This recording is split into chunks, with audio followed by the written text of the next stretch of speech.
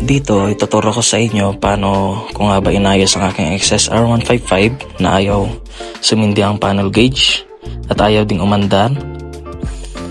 So, step by step natin gagawin. Una, tignan natin yung relay or fuse na nandito sa tabi ng battery.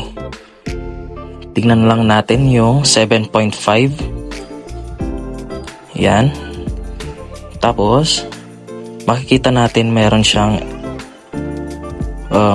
separation doon sa nakakabit na fuse.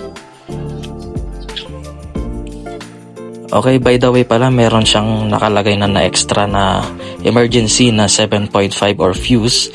At yun lang po ang ipapalit natin. Yun ang ikakabit natin. So makikita natin sa video. Ayan. Connected po yung wire niya. Double check lang po natin bago natin ikabit. Ayan, nakabit ko na. Then, dito, try natin i-on yung switch ulit yung motor kung umiilaw na yung panel gauge.